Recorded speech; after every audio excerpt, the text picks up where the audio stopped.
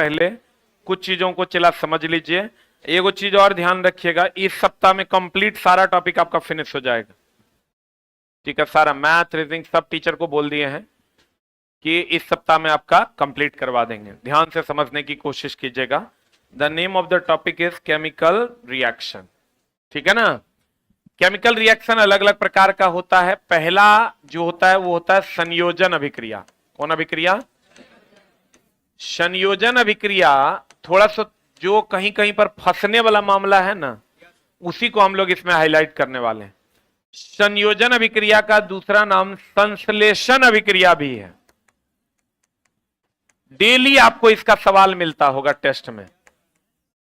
संश्लेषण अभिक्रिया भी है। संयोजन अभिक्रिया का दूसरा नाम क्या है? संश्लेषण अभिक्रिया।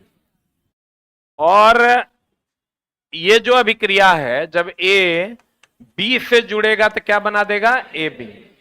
इसके बारे में कुछ चीजों को आप थोड़ा सा डीप में समझने की चेष्टा कीजिएगा। इसमें एकल उत्पाद बनेगा। आप रिएक्शन पहचान ही नहीं पाते हैं कि यह किस टाइप का रिएक्शन है, उसी पर हम लोग ध्यान केंद्रित करेंगे आज की कक्षा में। ये एकदम सिंगल उत्पाद बनेगा। आप कहिएगा कैसे? जैसे H2 प्लस O2 बराबर H2O, एकदम सिंगल उत्पाद बनेगा, डबल ट्रिपल नहीं बनेगा। यानी H2O plus Cl2 plus O2 उस टाइप का नहीं बनेगा। क्या बनेगा? क्या बनेगा? ये ध्यान रखना, ये एक को यही रिएक्शन है जिसमें सिंगल उत्पाद बनता है, बाद बाकी किसी में बनता नहीं। नहीं समझा होगा? ध्यान से समझना। जैसे अगर मान लो कि आपको हम रिएक्शन देते हैं BaSO4, या रिएक्शन देते हैं Na2SO4 प्लस BaCl2, ये बना देता है NaCl प्लस BaSO4। आप कहेगा ये दोनों तो जुट रहा है, तो संयोजन अभिक्रिया हो जाएगा। ध्यान दीजिएगा। बच्चे कहते हैं कि सर ए और बी जुट रहा है तो यही तो संयोजन है। नहीं, ए और बी का जुटना या ए बी सी डी का जुटना और एकल उत्पाद का देना संयोजन अभिक्रिया। अभी चला तुमको तो मजाक लगता है, हाँ जुट गया संयोजन। एग्जाम हॉल में जब आप जाओगे ना, तो दो तीन ऑप्शन के बीच में आप कंफ्यूज हो जाते हो मारने में।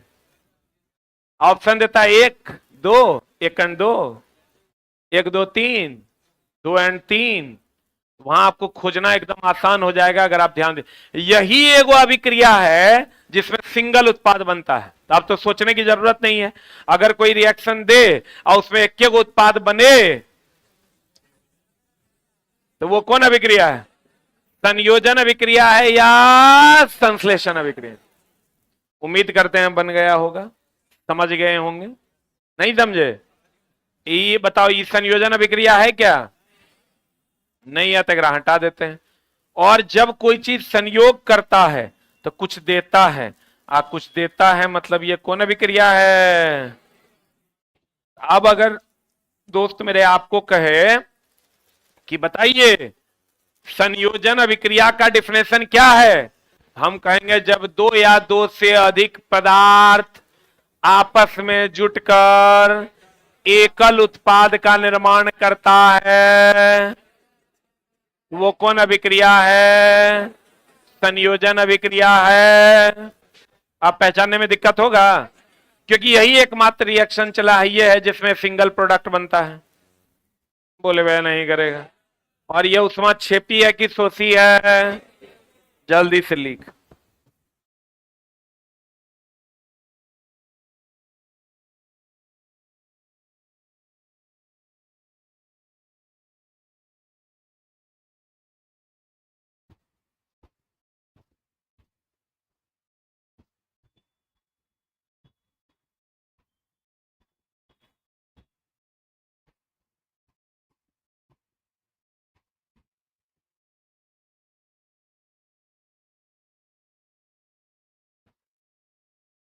हो गया?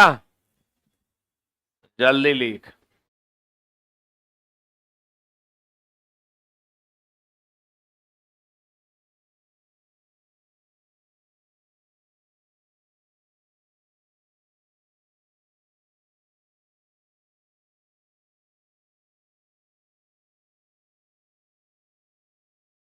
संयोजन अभिक्रिया में कैसा उत्पाद बनेगा?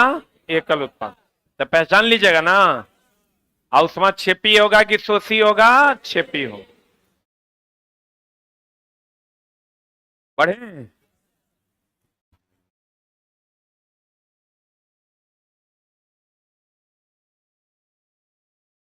बढ़े? अब देखो, एक होता है वियोजन अभिक्रिया। कौन अभिक्रिया?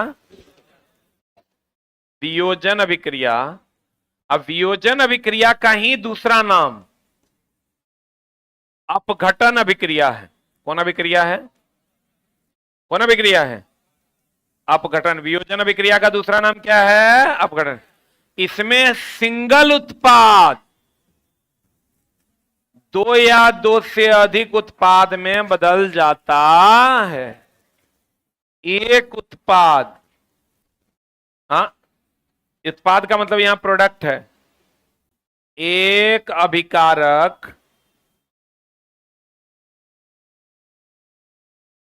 दो या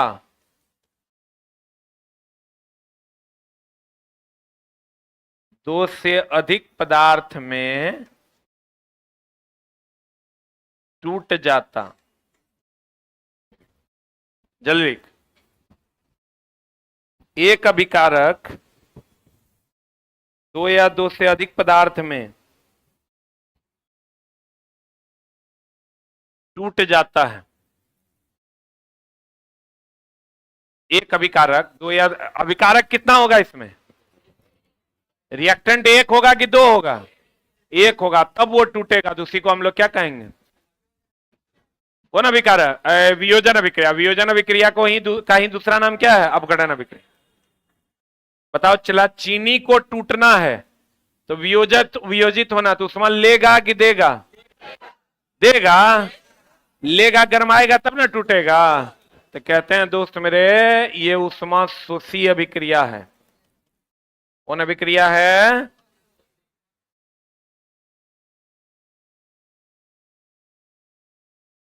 कौन अभिक्रिया है? उष्मा शोषी अभिक्रिया है। बाप रे, बहुत स्लो लिखते हैं जी आप लोग। अरे बाप रे बाप। कौन अभिक्रिया ये? उष्मा शोषी। अब देखो, चला लात खा जाएगा, आगे में बैठल है, हंसता है। मोबाइल कहाँ है तुम्हारा? लाओ, व्हाट्सएप खोल के तो नहीं देना, व्हाट्सएप खोल के दो ना।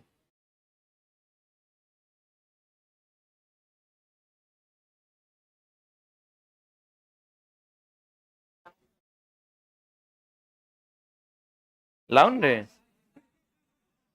अरे व्हाट्सएप खोल के दो ना, हम देख लेंगे। लाओ,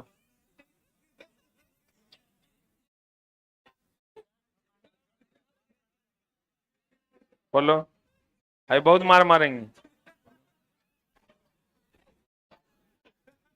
स्टैंड अप। और चला, हाथ नहीं चल रहा है और एक लाइन को 3 बार देख के लिख रहा है, कर मतलब ये कहीं फसल है। बोल के लाओ। अभी फिर तो मेरा गुस्सा नहीं देखा है, अभी अगर पासवर्ड ही नहीं याद आ रहा है। उसको क्या डिलीट कर रहा है?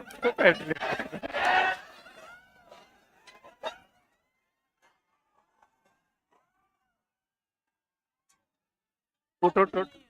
उसको उसको कहे, एकरम पूरा हाथ चल रहा है, लिखने में अगर हाथे नहीं चल रहा है, एकरा में पूरा ऐसे। अरे बा, अरे बा, चट्टा चटमल। खोल के दिखाओ, अभी सबको दिखाएंगे, ऐसा नहीं है। अरे जब हम लोग का तो बाल नहीं है तो टोपी लगाते हैं, अगर बाल है तो यही टोपी। स्टाइल स्टाइल स्टाइल बाबू भाई, स्टाइल। चट्टा, पढ़ने आया तू यही सब। ये वो लाइन ही लिख रहा है। चला, बहुत मार मारेंगे अभी तो, चिन्ह मारेंगे, फुटबॉल बना देंगे। चुट्टा एकरा 3-5 बार देखा है, एकरा ही हाथे नहीं चल रहा है, चुरवा है सब। अरे चला, हम लोग एक बार में देख के बता देंगे कि कुकर्म कर रहा है। बैठो, क्लास के बाद थोड़ा हम बतियाते हैं। चला, वो कैसे लिख रहा है देखो, ये एक क चुट्टा चुरबा। एक अभिकारक दो या दो से अधिक पदार्थों में टूट जाना क्या कहलाता है? ऊष्माशोषी अभिक्रिया। सही है। ऊष्माशोषी ये जो है दोस्त मेरे, वियोजन का ही दूसरा नाम क्या है? अपघटन अभिक्रिया। वियोजन का दूसरा नाम क्या है? अपघटन। नेक्स्ट, अब देखना, इसका एग्जाम्पल है जो तुमको एकदम खूब पूछता है। एक तो CaCO3, ये टूट जाएगा CaO प्लस CO2 में। दूसरा लेड नाइट्रेट PbNO3 सबसे ऊपरे में था। माई बाप को रखो ना सबसे ऊपर में, अभी लतिया आएंगे तोरा, रुकना। अकेले में काहे दिखाएगा, यहां सबके सामने देखेंगे। Lead nitrate PbO plus NO2 plus किसमें टूटेगा? O2 में। बोलो हाँ, जल्दी लिख।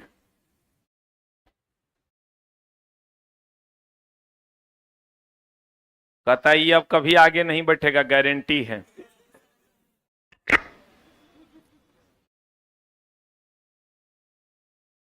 कैसे पकड़ लेते हैं?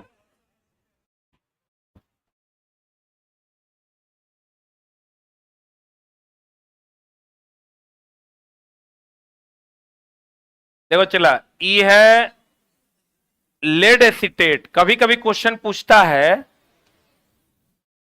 लेड एसीटेट कि बताइए लेड नाइट्रेट के बदले हम लोग क्या यूज करते हैं? लेड एसीटेट का।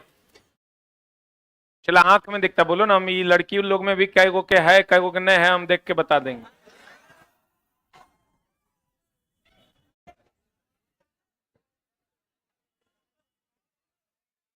छोड़ो अब, काहे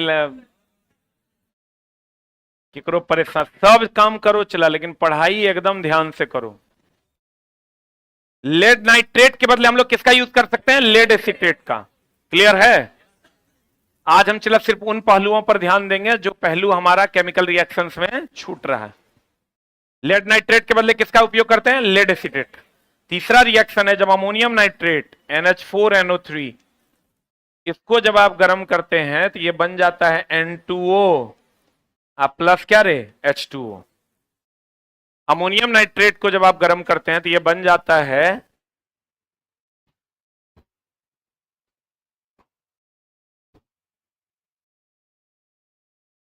N2O plus H2।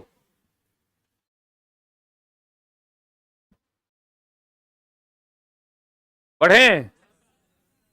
NH4NO3 N2O plus H2O में बट जाएगा। हो गया? अब आ जाओ दोस्त मेरे, उष्मा छेपी उष्मा शोषी तो जानता होगा। जे उष्मा देगा उष्मा छेपी, और जे उष्मा लेगा। तो दोस्त मेरे, उष्मा छेपी थोड़ा सा पढ़ लो ना तो गड़बड़ा जाएगा। उष्मा छेपी हम हमेशा बच्चों को बताते हैं। उष्मा छेपी होता है जब अम्ल, क्षार, डिटर्जेंट,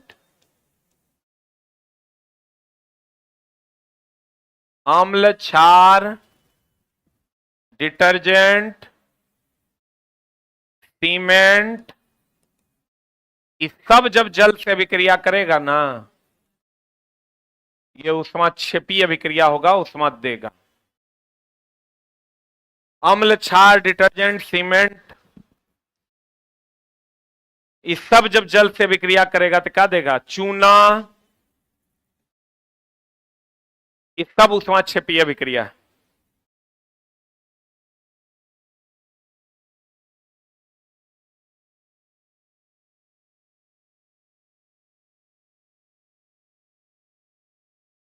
हो गया? अब देखो चला, एगो जो आप नहीं पढ़े उसमें शोषी फिर नहीं पूछेगा। सोडियम, एक होता है विद्युत अपघटन विधि। कौन विधि?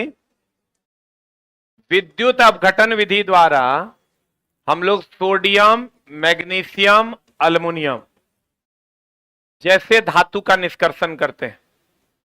जैसे धातु का क्या करते हैं? निष्कर्षण करते हैं।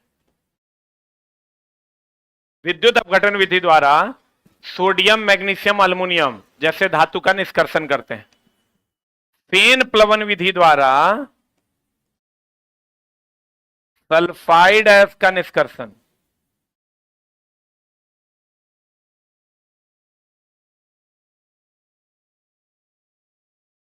सल्फाइड एस का निष्कर्षण, फेन प्लवन विधि द्वारा सल्फाइड एस का निष्कर्षण। ये जो चला हेबर विधि है, हेबर विधि से क्या बनाते हैं? लेकिन दोस्त मेरे इसका ध्यान रखना, हेबर विधि से अमोनिया बनाते हैं और ये उत्क्रमणीय अभिक्रिया है।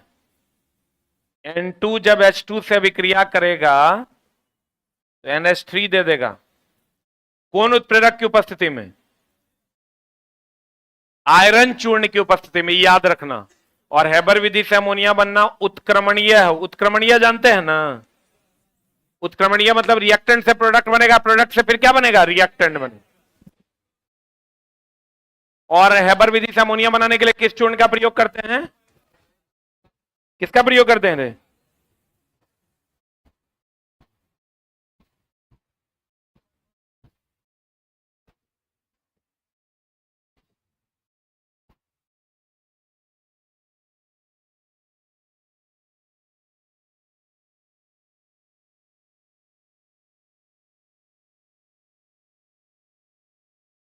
हेबर विधि से जो अमोनिया बनाते हैं इसमें कौन चूर्ण का प्रयोग करते हैं? आयरन चूर्ण का।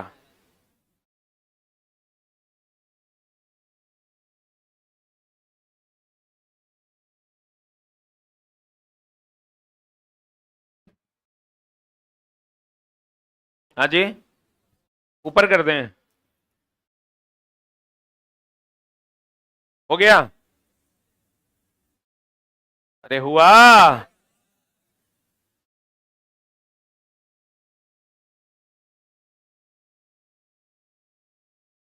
कितनों तुम जल्दी लिखेगा तो मोबाइल तो बाबूजी के पास अब जाएगा। हाँ, कोई दिक्कत कैसे रहेगा? तुम जैसे नालायकों से किसी को कोई दिक्कत हो सकता है? कुछ नहीं, सबके सामने खोल दो ना। क्या है, अब मेरा मोबाइल है, कोई देख लो, क्या फर्क पड़ता है? कुछ तो है। खाली कुछ नहीं करना है, बाबूजी को फोन कर कहना है कि आपका बेटा जो है ना बहुत बढ़िया बढ़िया काम कर रहा है, इस बार नोबेल इसी के नाम है। 5 नंबर में आते हैं दोस्त मेरे, विस्थापन अभिक्रिया। कौन अभिक्रिया? विस्थापन अभिक्रिया की अगर बात करोगे तो विस्थापन अभिक्रिया 2 प्रकार का। कौन कौन? एकल विस्थापन और कौन अभिक्रिया? द्विविस्थापन। द्विविस्थापन अभिक्रिया का ही दूसरा नाम कौन अभिक्रिया है? कौन अभिक्रिया रे? अवक्षेपण अभिक्रिया। कौन अभिक्रिया है? अब देखो, एकल विस्थापन में ए बी से अभिक्रिया करेगा, ए बी सी से अभिक्रिया करेगा, ए सी प्लस बी दे देगा। और द्विविस्थापन अभिक्रिया में ए बी सी डी से अभिक्रिया करेगा, ए सी या प्लस क्या दे देगा? B D. जल्दी, ए सी प्लस क्या दे देगा? B D. दो को विस्थापित होगा, यहां देखो, बी भी विस्थापित होगा, सी भी विस्थापित होगा।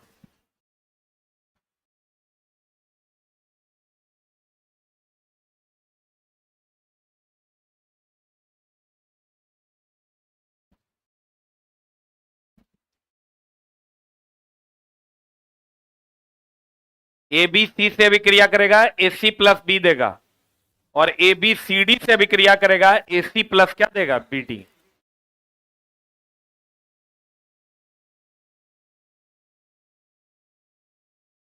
देखो अभी लिख के तैयार है।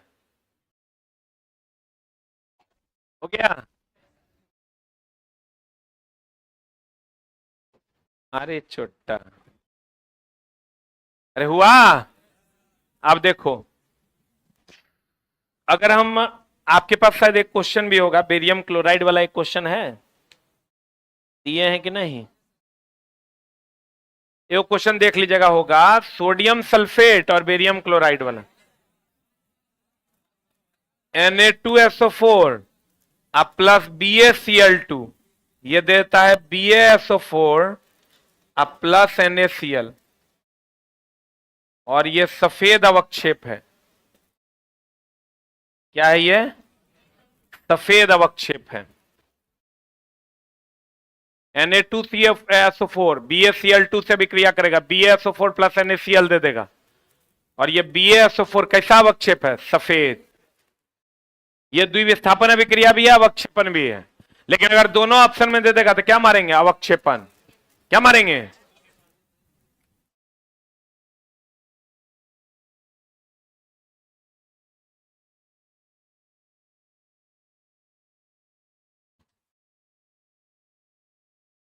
एगो क्वेश्चन पूछता है विद्युत अपघटन से, दूसरे क्वेश्चन पूछता है 6 नंबर में, अगर हम आते हैं विद्युत अपघटन, विद्युत अपघटन के द्वारा या अपघटन में प्रकाशीय अपघटन की अगर हम बात करें, प्रकाशीय अपघटन, प्रकाशीय अपघटन अपघटन का ही एक प्रकार है। तो प्रकाशीय अपघटन में राते में क्वेश्चन था AgCl2 प्रकाश की उपस्थिति में क्या बना देगा? Ag plus plus plus 2Cl minus, और इसका रंग कैसा होता है? स्लेटी रंग का होता है। कैसा रंग का होता है? स्लेटी। एगो विद्युतीय अपघटन है जिसमें जल का होता है। विद्युतीय अपघटन की अगर हम बात करें, विद्युतीय अपघटन, विद्युतीय अपघटन होता है जब H2O इस पर विद्युत धारा प्रवाहित की जाती है तो ये बन जाता है H plus plus OH minus. इसको हम लोग कहते हैं विद्युतीय अपघटन।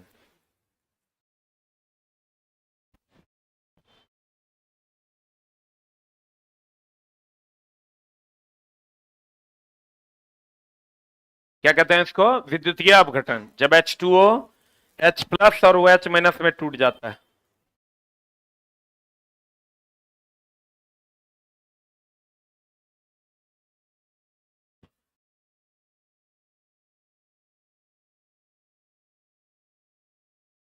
हाँ, तो यहां पर 2Cl माइनस नहीं है रे।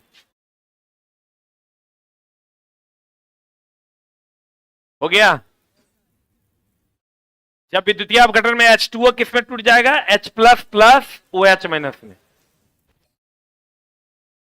अगला 7 नंबर चलते हैं, उदासीनीकरण अभिक्रिया जानते हैं?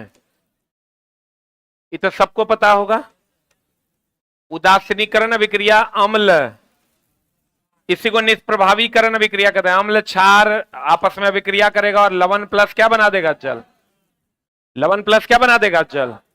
अम्ल क्षार आपस में अभिक्रिया करेगा और लवण और जल। एक मिनट एक मिनट, इसको पहचानने का कैसे पहचानिएगा?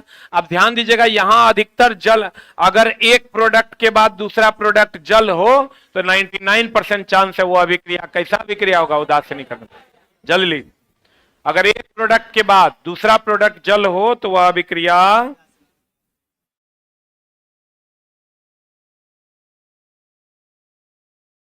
उदासीनीकरण अभिक्रिया है।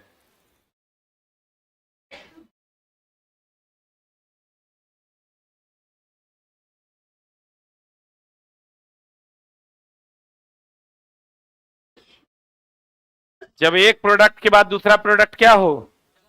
जल हो, तो वो कौन अभिक्रिया है? उदासीनीकरण अभिक्रिया। सही है, तो पहचान लीजिएगा। सिंगल प्रोडक्ट होगा तो कौन अभिक्रिया? संयोजन अभिक्रिया। और रिएक्टेंट में अगर सिंगल प्रोडक्ट होगा तो वियोजन अभिक्रिया। और अगर प्रोडक्ट में एक प्रोडक्ट के बाद जल हो तो वो अभिक्रिया कौन अभिक्रिया? उदासीनीकरण अभिक्रिया। कौन अभिक्रिया? उदासीनीकरण अभिक्रिया का उदाहरण है। और देखो 8वां है क्लोर क्षार अभिक्रिया। क्लोर क्षार अभिक्रिया क्या है? जब NaCl H2O से अभिक्रिया करता है तो ये बना देता है NaOH plus Cl2 plus H2O। इसको कहते हैं दोस्त मेरे क्लोर क्षार अभिक्रिया, क्योंकि यहां क्लोरीन है और यहां OH है तो क्षार है। इसको कौन अभिक्रिया कहते हैं? क्लोर क्षार अभिक्रिया।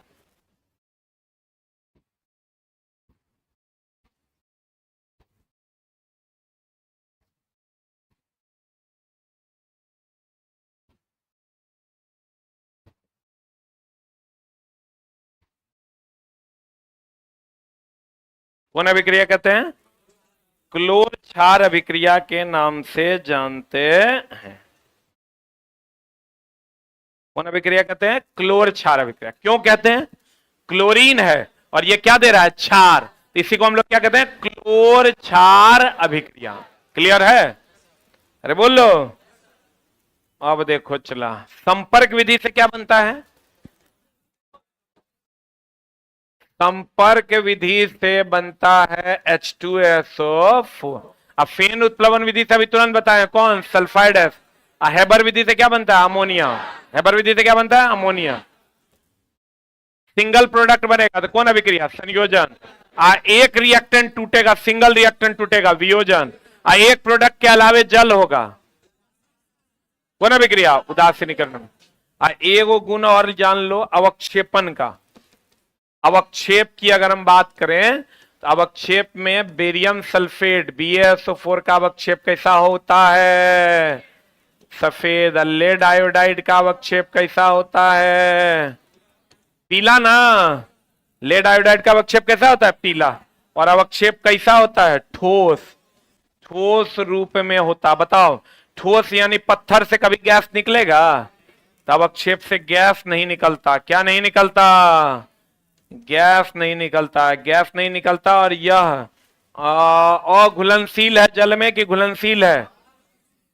जल में अघुलनशील है।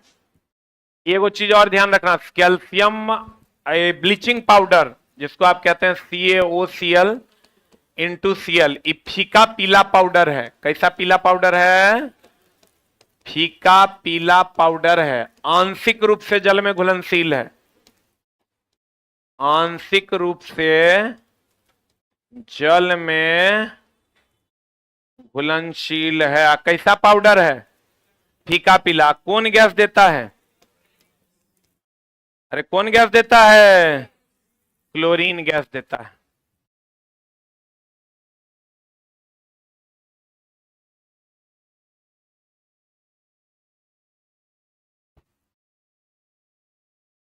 अच्छा तुझको पुकारे मेरे गीत रे मेरे गीत।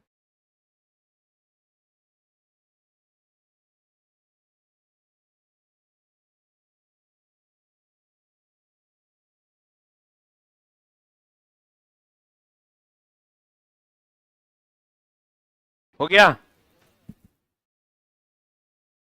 ब्लीचिंग पाउडर जल में पूर्ण रूप से कि आंशिक रूप से? आंशिक रूप से घुलनशील होते हैं। बढ़े? अरे बढ़े हो? अरे बढ़े हो? अब बताइए। ये बोला नहीं रे। 1 घंटा से लिखेगा तो यहां हम बैठल रहेंगे? जल्दी जल्दी लिख ना। बताओ, जलीय पोटेशियम आयोडाइड तथा जलीय लेड नाइट्रेट, एनसीईआरटी एग्जाम्पलर का क्वेश्चन है। लेड नाइट्रेट किसके किसके बीच अभिक्रिया हो रहा है? PbNO3 हॉल 2 प्लस किसके बीच? Lead iodide. Potassium iodide. Potassium iodide ना, ये बना देता है दोस्त मेरे PbI2 प्लस KNO3। PbI2 कैसा रंग होता है? पीला अवक्षेप देता है। और हम बोले हैं लेड नाइट्रेट के बदले क्या यूज कर सकते हैं? क्या यूज कर सकते हैं? Lead acetate. अब बताओ क्या होगा? लेड नाइट्रेट के मध्य द्विविस्थापन अभिक्रिया में लेड आयोडाइड का पीला अवक्षेप बनता है। क्वेश्चन एक कह रहा है कि लेड नाइट्रेट और पोटेशियम आयोडाइड के बीच जब अभिक्रिया होता है, पोटेशियम आयोडाइड के बीच जब अभिक्रिया होता है, KI के बीच जब अभिक्रिया होता है तो लेड आयोडाइड का पीला अवक्षेप बनता है। इस प्रक्रिया को करते समय यदि लेड नाइट्रेट उपलब्ध ना हो तो निम्नलिखित में से लेड नाइट्रेट के स्थान पर किसका प्रयुक्त किया जा सकता है? बताएं। अभी लेड नाइट्रेट के समान ही कौन है? Lead acetate. अगर आप क्लास के पहले सेकंड से जुड़े होंगे तो सही है। What is the answer? B for ball, NCERT में चलाई दिया हुआ है। तापीय अपघटन ये भी बताएं, अब बताओ NH4NO3, इसको जब तापीय अपघटन करवाओगे तो क्या आ जाएगा, N2O plus H2। What is answer, बताएं ना अभी, ए की बी की सी। देखो तापीय अपघटन अपघटन कर रहा है, सिंगल प्रोडक्ट है कि मल्टीपल, सिंगल रिएक्टेंट है कि मल्टीपल रिएक्टेंट है, सिंगल रिएक्टेंट। Answer HNO3। इतना से हम बोले एक प्रोडक्ट के साथ अगर जल हो, कौन अभिक्रिया, अपघटन होगा नहीं क्योंकि यहां सिंगल प्रोडक्ट होना चाहिए था, बोलो। संयोजन होगा नहीं क्योंकि इस साइड सिंगल प्रोडक्ट होना चाहिए था। बताओ तो अपघटन में रिएक्टेंट में सिंगल प्रोडक्ट, अब संयोजन प्रोडक्ट में सिंगल प्रोडक्ट। पता नहीं बुझा रहा है कि नहीं। अगर अपघटन होगा तो इस साइड में सिंगल प्रोडक्ट टूटेगा, और संयोजन होगा तो जुट के सिंगल प्रोडक्ट बनेगा। तो यहां तो संयोजन मेन समस्या क्या है, चला इसको बच्चा पढ़ तो लेता है, इक्वेशन का एक पहचान ही नहीं पाता, वो कंफ्यूज कर जाता है, क्योंकि उसको KNO3 के बारे में पता नहीं है कि लवण है। हम तुमको ई तो पता है, तुमको OH है तो क्षार है, HNO3 अम्ल है, लेकिन हमेशा अम्ल और क्षार जुट के यही थोड़े दे देता है, अलग अलग अभिक्रियाएं हैं। आप खाली ये देखिएगा, एक प्रोडक्ट के बाद अगर जल है तो वो कौन अभिक्रिया है, उदासीनीकरण। रेडॉक्स तो अम्लीय, ऑक्सीकरण अपकरण दोनों अभिक्रिया। अगला टॉपिक यही पढ़ना है हम लोगों को, बता देंगे वहां। कौन सी धातुएं विद्युत अपघटन द्वारा प्राप्त की जा सकती है, सोडियम, मैग्नीशियम और अल्युमिनियम। सही है, लिखा भी दिए हैं। Sodium sulphate Na2SO4 barium chloride के साथ अभिक्रिया करता है तो क्या बना देगा, अरे क्या बना देगा, PaSO4 प्लस NaCl। बताओ क्या होगा, हम बोले थे ये द्विविस्थापन अभिक्रिया होगा। ये तो सफेद अवक्षेप न देता है। हम अभी आपको क्या पढ़ाएं कि सफेद अवक्षेप देता है, अवक्षेपन अभिक्रिया है, लेकिन ये एक प्रकार का अवक्षेपन अभिक्रिया, द्विविस्थापन अभिक्रिया भी तो है। व्हाट इज द आंसर, सी। अगर अवक्षेपन रहता तो पहला ऑप्शन की दूसरा ऑप्शन, पहला ऑप्शन क्या होता, अवक्षेपन। अवक्षेपन नहीं है, इसलिए दूसरा ऑप्शन क्या हो जाएगा, द्विविस्थापन अभिक्रिया।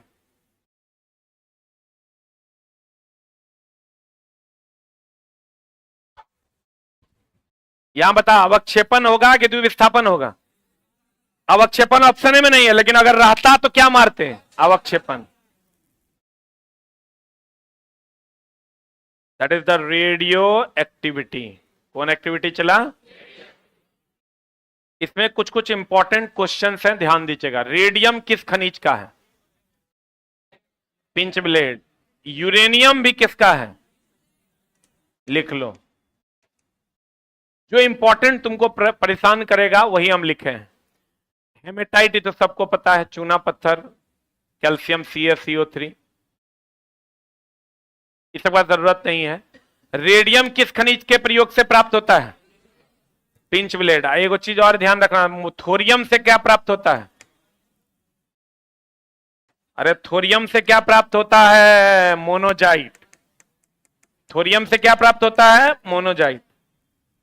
अब बताओ मैग्नेट किसका बना होता है, कितना बार बोले हैं, मैग्नेट लोहे का अयस्क मैग्नेटाइट से बना होता है, दैट इज Fe3O4।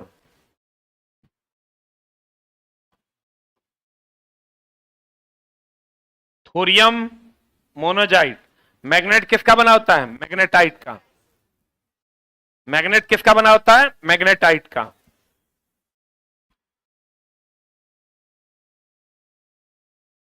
मैग्नेट किसका बना होता है, मैग्नेटाइट का।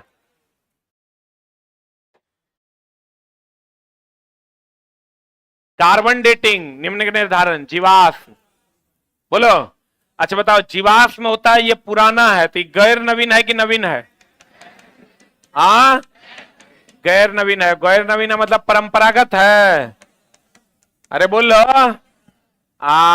ऑक्सीजन पर्याप्त रहेगा तो क्या देगा, कार्बन डाइऑक्साइड की कार्बन मोनोऑक्साइड।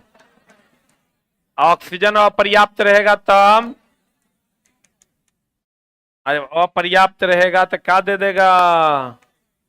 Carbon monoxide. बताओ पेट्रोलियम जो है इसको चट्टान का तेल कहते हैं, कोयला को जीवाश्म ईंधन कहेंगे? कोयला को क्या कहेंगे? जीवाश्म ईंधन। जीवाश्म ईंधन की उम्र का पता किससे लगाते हैं? कार्बन 12 की कार्बन 14? आज बताओ कार्बन 12 से क्या करते हैं? कैंसर का तो कोबाल्ट से करते हैं। ये बताएगा कार्बन 12 का यूज। कार्बन 12 का उपयोग किसी पदार्थ के द्रव्यमान को निकालने के लिए करते हैं। लिख लो, किसी पदार्थ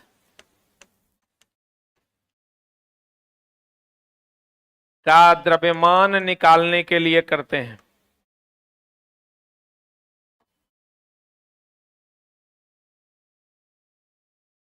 किसी पदार्थ का द्रव्यमान निकालने के लिए करते हैं। कार्बन 14 का उपयोग कहां करते हैं? जीवाश्म की उम्र का पता लगाने के लिए। और जीवाश्म जो है गैर परंपरागत है, समाप्त परंपरागत है, समाप्त हो जाएगा कि नहीं होगा? अरे होगा कि नहीं होगा? ये दोस्त मेरा समाप्त हो जाएगा।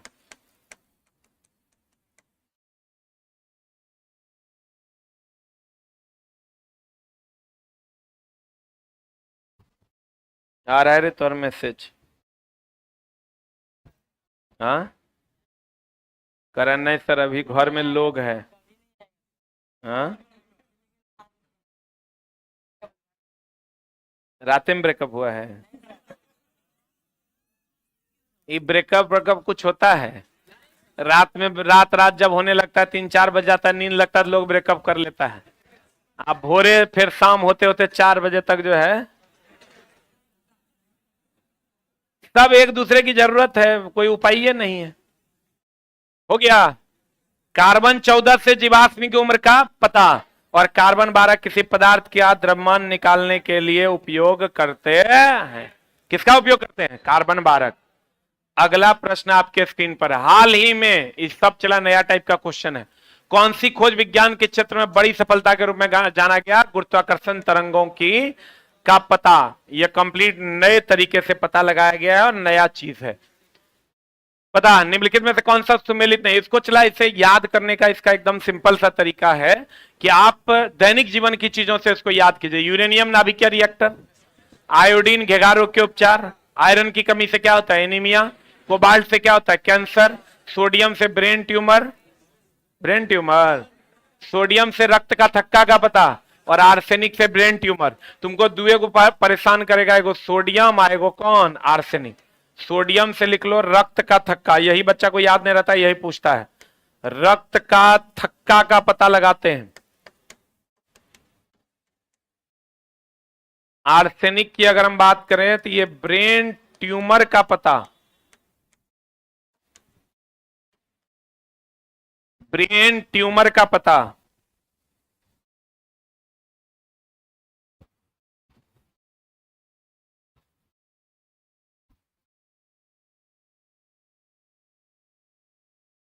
ब्रेन ट्यूमर का पता कौन कौन रे? आर्सेनिक। किसका पता लगाता है? ब्रेन ट्यूमर का पता कौन लगाता है? आर्सेनिक। देखो यूरेनियम ऐसे भी नाभिकीय रिएक्टर में कभी कभी कहेगा तुमको, नाभिकीय रिएक्टर का ईंधन के रूप में किसका उपयोग करते हैं? यूरेनियम 235। यूरेनियम में भी यूरेनियम 235। कभी कभी क्वेश्चन कह देगा नाभिकीय रिएक्टर के कोर में हम लोग किसका उपयोग करते हैं? ईंधन को ही कोर कहते हैं। ईंधन को ही क्या कहते हैं? कोर। लिख लो, नाभिकीय रिएक्टर के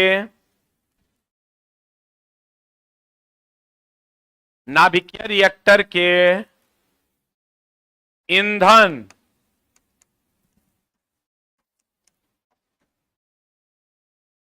या कोर में,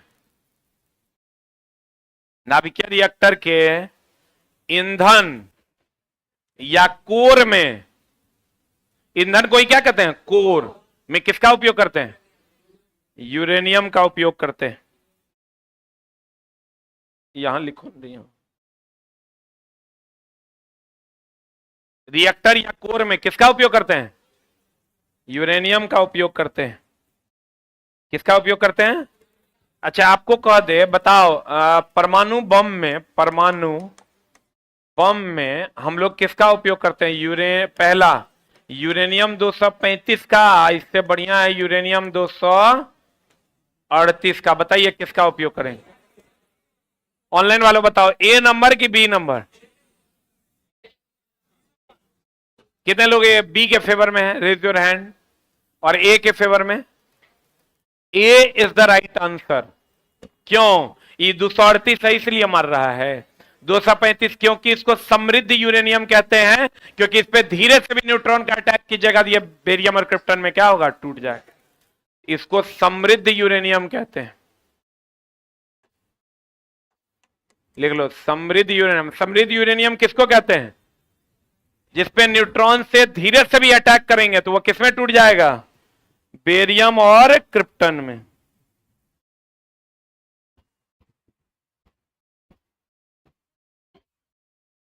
लिखा? किसमें टूट जाएगा? बेरियम और क्रिप्टन में। कौन? समृद्ध यूरेनियम। एगो चीज और ध्यान रखना चला इसी चैप्टर में, हम बार बार बताते हैं, जितना बम है वो सब अनियंत्रित है कि नियंत्रित है? जितना बम है अनियंत्रित है। और ये हाइड्रोजन बम की अगर बात करोगे तो नियंत्रित कि अनियंत्रित? अनियंत्रित कौन अभिक्रिया? संलयन की विखंडन। और अगर वही परमाणु बम अणुबम एक के है, परमाणु बम कह दे, अणुबम कह दे, नाभिकीय बम कह दे, नाभिकीय बम कह दे,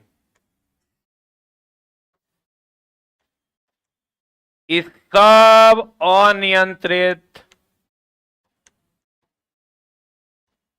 अनियंत्रित विखंडन की नियंत्रित? अनियंत्रित विखंडन। हम वैसे सभी चीजों को चला इस आगे के चीजों में बताएंगे 3 क्लास और में, जिसमें आपका जो आपको दिक्कत करेगा, जहां जहां आपको परेशानी है, वो सारी चीजों को हम आगे की कक्षाओं में बताएंगे। जितना बम है सब अनियंत्रित की नियंत्रित? आप बताओ तो। सूर्य में संलयन की विखंडन, ये सब तो पता है ना। नाभिकीय रिएक्टर में विखंडन। क्लियर है? कल हम लोग पढ़ेंगे सबसे important topic oxidation and reduction, लेकिन कोशिश कीजिएगा पहले सेकंड से जुड़ने का, नहीं तो फिर जुड़ के कोई फायदा नहीं होगा। अगर आप बीच में जुड़िएगा तो 9:05 में क्लास लाइव हो जाता है। कहते हैं सफलता इतनी खामोशी से करो, सफलता मेहनत इतनी खामोशी से करो कि सफलता क्या करे? शोर मचा दे। 3 क्लास और है। कितना क्लास? 3 क्लास।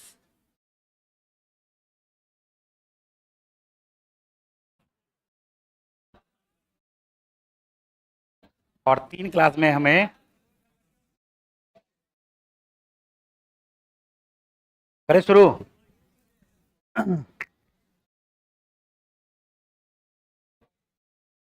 देखो यहां पर स्टैंडर्ड फॉर्म होता है ax² plus bx plus c बराबर 0। ठीक है? x का अगर मान, वैसा मान, बात पे ध्यान दो, x का वैसा मान जो इस समीकरण में रखने पर इस पूरे समीकरण का मान 0 आ जाए तो उसे कहा जाता है जीरोज या रूट्स या मूल या x का मान। तो x का मान यहां पर देखो, x का मान निकालने के लिए हम लोग श्रीधराचार्य नियम का इस्तेमाल करते हैं। एक आता है -b plus minus √b² minus 4ac बटे 2a। और कभी कभी बिना इसका इस्तेमाल किए हुए भी हम लोग मूल निकाल लेते हैं। ठीक है? ध्यान से सुनना। इसका एक मान, एक तो प्लस होगा, दूसरा मान क्या होगा? माइनस होगा। अल्फा प्लस बीटा, एक मान को हम लोग अल्फा मान लेते हैं, दूसरा मान को बीटा। असल में x का ही वो मान है, एक अल्फा, और बीटा जो है वो असल में x का ही दूसरा मान है। लेकिन चूंकि x का ही दूसरा मान है तो इसलिए हम दोनों को अलग अलग लिखने के लिए अल्फा और बीटा मान लेते हैं, बाकी अल्फा और बीटा कुछ है नहीं। यहां पर अल्फा प्लस बीटा मूलों का योगफल निकालने के लिए हम लोग इस्तेमाल करते हैं माइनस बी बाई ए, और अगर मूलों का गुणनफल निकालना हो तो हम लोग क्या करते हैं, क्या लिखते हैं, सी बाई ए। सी कहाँ दिख रहा है, ए कहाँ है, बी कहाँ दिख रहा है।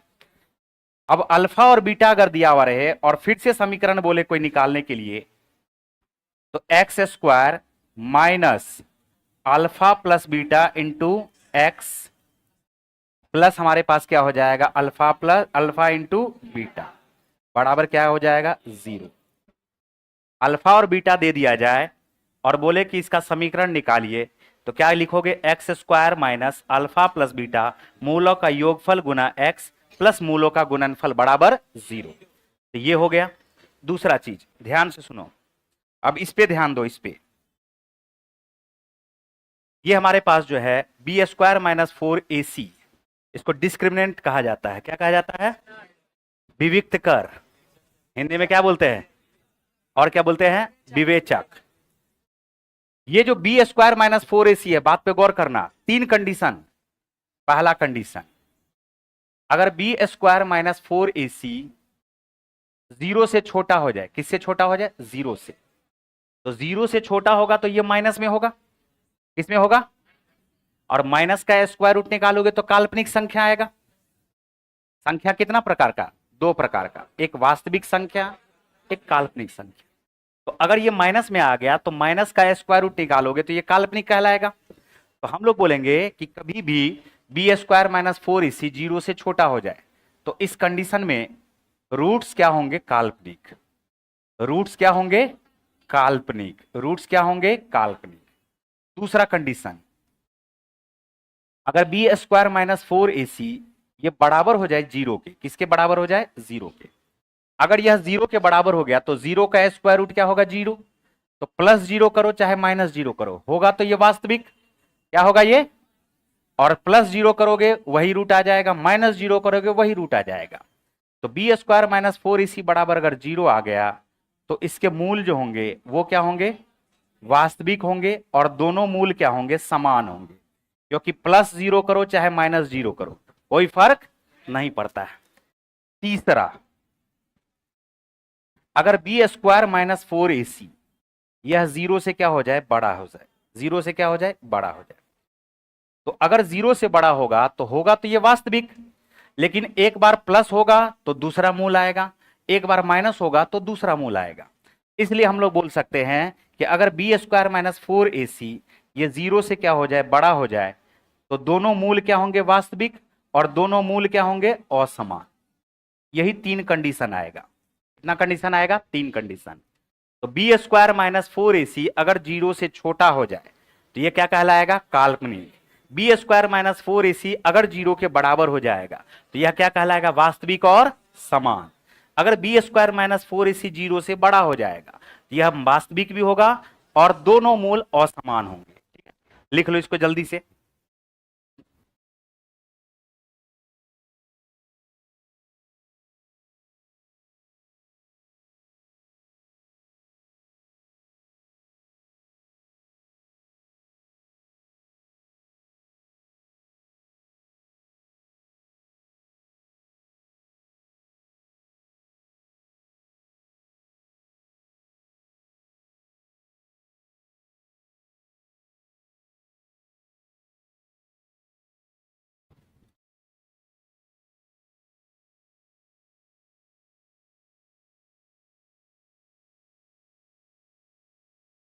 और 80 से 90% क्वेश्चन जो भी पूछा है वो इसी से पूछा है।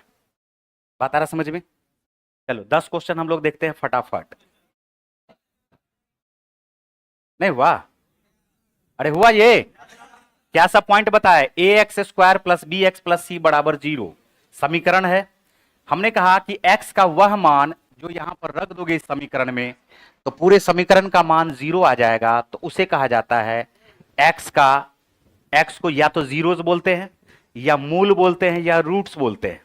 तो x का श्रीधराचार्य नियम, श्रीधराचार्य हमारे भारत के गणितज्ञ थे जिन्होंने मूल निकालने का एक फार्मूला दिया था, minus B plus minus square root of B square minus 4ac बटे 2a।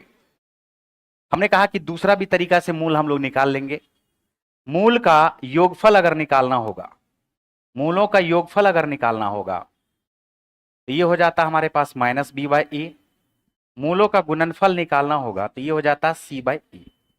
अगर दो मूल अलग अलग दिए हुए अल्फा और बीटा, तो स्टैंडर्ड फॉर्म होता है समीकरण का x square minus alpha plus beta into x plus alpha into beta बराबर क्या, 0। फिर हमने ये समझाया कि इसे कहा जाता विवेचक, डिस्क्रिमिनेंट या विविक्त कर।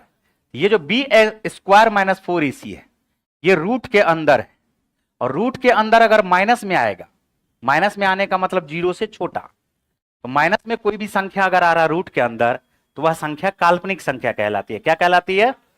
तो हमने कहा कि ये जो बी स्क्वायर माइनस 4ac है अगर 0 से छोटा आ जाए तो इसके मूल क्या होंगे, काल्पनिक।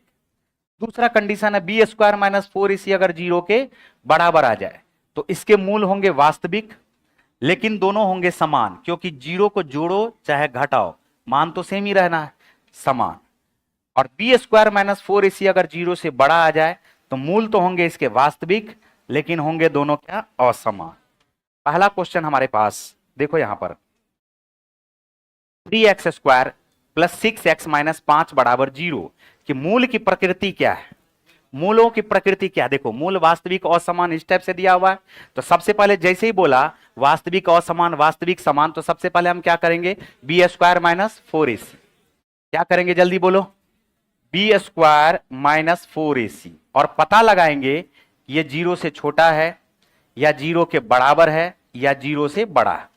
तो बी स्क्वायर हमारे पास 6 का स्क्वायर करोगे 6 छा के 36 माइनस 4, ए के जगह पे क्या है 3 और सी के जगह पे क्या है -5 ना, तो 4 या 12, 12 पंचे 60।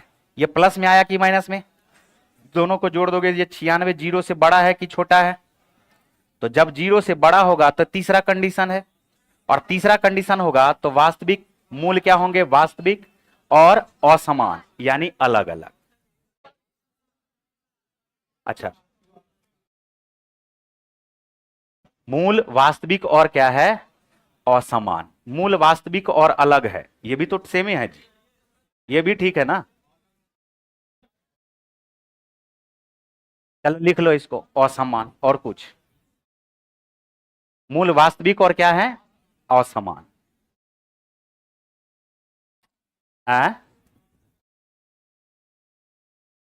ऑप्शन में कोई डिफरेंस, ये देखो हमें तो लग रहा है कि मूल वास्तविक और अलग है, तो वो बात वही हो गया ना, है बात वही हो गया, ठीक है। हालांकि ये यहां पर या तो टाइपिंग मिस्टेक होगा और कुछ नहीं होगा।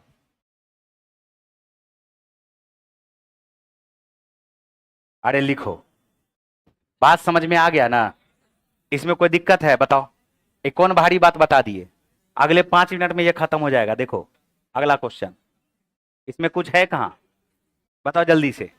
मूल समान है, क्या बोला, तो मूल समान है, कब मूल समान होता है, जब बी स्क्वायर माइनस 4ac बराबर किसके हो, तो यहां पर b के जगह पे क्या है 1, b के जगह पे ये वाला b मत लिख देना।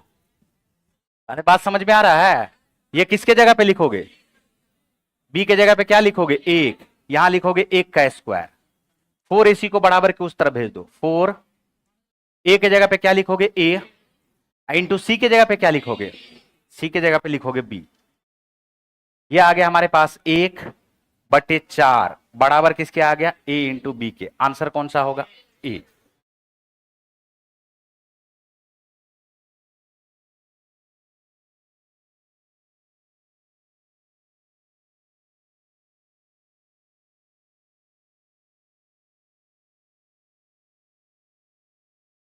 बोलो इसमें कोई दिक्कत, जैसे बोला मूल समान है तो बी स्क्वायर माइनस 4ac बराबर किसके आ जाएगा, 0 के। बी के जगह पे 1 है और सी के जगह पे बी है, इस बात का ख्याल रखना, ऐसा नहीं कि बोल दिए थे सर बी तो ये वाला बी उठा के रख दिए, फिर गड़बड़ हो जाए, नहीं हो जाएगा जी। चले आगे, चलो देखो अगला क्वेश्चन, ए और बी समीकरण x square plus x minus 2 बराबर 0 के मूल है, तो x के पदों में वह द्विघात समीकरण ज्ञात कीजिए जिसके मूल 1/a प्लस 1/b तथा ab है। देखो ये ठीक ठाक क्वेश्चन है, क्वेश्चन पे ध्यान दो। सबसे पहले तो ये बताओ कि हमारे पास पहला जो समीकरण है वो है x square plus x minus क्या है 2 और बराबर किसके आ जाएगा 0 के। मूल निकालना है तो मूल निकाल करके भी बना सकते हैं। देखो ध्यान से, मूल कैसे निकाला जाएगा इसको सीखो। मूल ऐसे निकाला जाएगा, इसके आगे में क्या है 1, इसके आगे में क्या है 1 और इसके आगे में भी क्या है 1। इस दोनों को आपस में गुना करो, ए और सी को आपस में गुना करो, -2 क्या आ गया -2। अब ये जो हमारे पास 1 है इसको दो ऐसे पार्ट में तोड़ो कि जोड़ने पर तो +1 आए लेकिन गुना करने पर -2 आए। हम बोलेंगे बिल्कुल कर देंगे, 2 माइनस 1, 2 माइनस, तो 2 में से 1 गया तो क्या आया 1 और 2 को -1 से गुना करोगे तो क्या आएगा -2। ये हमने पहला स्टेप में क्या निकाला, बात समझ में आया। 3 स्टेप में क्वेश्चन बनेगा। पहला स्टेप था हमने कहा कि इस दोनों को आपस में गुना कर दो, -2, यहां पर क्या है +1, इस 1 को दो ऐसे पार्ट में तोड़ो कि जोड़ने पर +1 आए और गुना करने पर -2 आए। ये हुआ पहला स्टेप।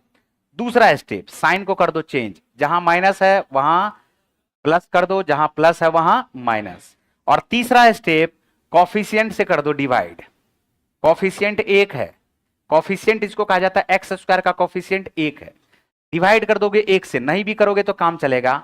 एक्स का 2 मान निकल चुका है, एक मान है -2 और एक मान हमारे पास क्या है 1। क्या कुछ बात आया समझ में।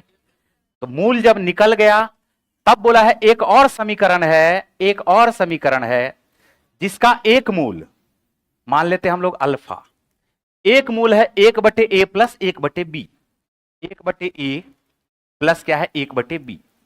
और a का मान हमारे पास क्या आया है -2 और b का मान क्या आया है, अरे इसी के बारे में बोला था ना जी अभी। तो a का मान अगर -2 रखोगे, यहां पर रखोगे माइनस, ये हो जाएगा 1/2 और ये प्लस हमारे पास आ जाएगा 1/b। क्या 1/1 है क्या, तो 1/1 में से 1/2 को घटाओगे तो क्या आ गया 1/2। दूसरा मूल बोला है alpha into beta, a into B. दूसरा मूल हमारे पास है -2 इंटू 1, ये बराबर किसके होगा -2 के। अब बताओ कि किसी भी समीकरण का स्टैंडर्ड फॉर्म कैसे लिखते हैं, कैसे समीकरण लिखते हैं। X square minus alpha plus beta x plus alpha into beta बराबर 0। तो एक मूल निकला है 1/2, दूसरा मूल निकला है -2। तो x square minus alpha plus beta करोगे 1/2 में से -2 को घटाओगे तो क्या ये -3/2 आएगा क्या, into x. Alpha into beta करोगे तो -2 को -1/2 2 से गुना करेंगे, क्या ये हमारे पास -1 आ जाएगा क्या। अब यहां पर नीचे में जो हमारे पास है ये 2 है, दोनों तरफ हम 2 से गुना कर देंगे। जैसे ही 2 से गुना करोगे तो यह आएगा 2x square minus minus plus 3x, 2 से गुना करोगे तो -2 बराबर क्या आ गया 0 के। तो आंसर आ गया है 2x स्क्वायर प्लस 3x -2 बराबर 0। 2x स्क्वायर प्लस 3x -2 बराबर 0। हमने यहां पर क्या बताया, मूल निकाल करके। हमने क्या बताया, मूल। एक और तरीका बताते हैं, मूल निकालना था हमें सिखाना था इसलिए हम इसको निकाल के बताए, लेकिन दूसरा भी तरीका लिखते हैं, जल्दी से पहले इसको लिख लो।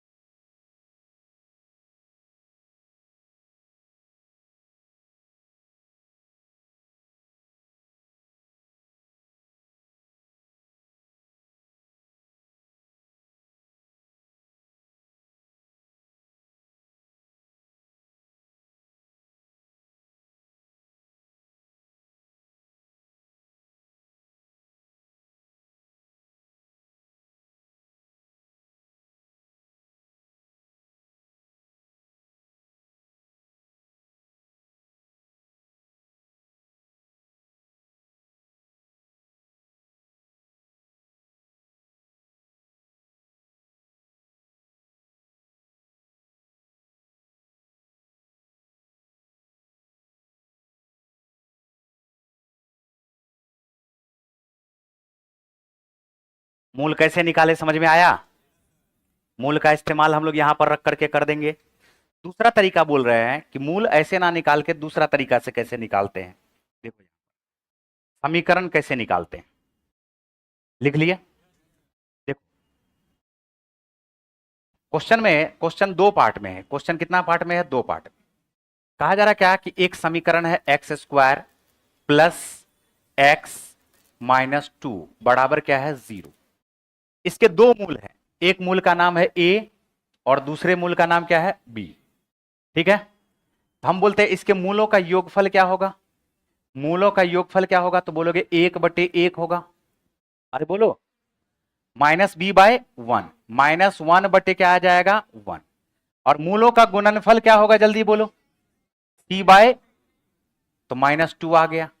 यहां तक किसी को दिक्कत नहीं। अब बोला है कि एक नया समीकरण बनाइए जिसका एक मूल है 1/a प्लस 1/b और दूसरा मूल है, दूसरा जो मूल है वह हमारे पास दिया हुआ a इंटू बी। तो 1/a प्लस 1/b को अगर हम जोड़ते हैं तो नीचे आएगा ए बी और ऊपर क्या आएगा? a plus B. ठीक है, a प्लस बी अगर हम इसके जगह पे मान रख देते हैं, देखो a प्लस बी के जगह पे क्या है? -1 और a इंटू बी के जगह पे -2, तो क्या ये 1/2 होगा क्या? और a इंटू बी के जगह पे हम लोग क्या मान रख सके? -2।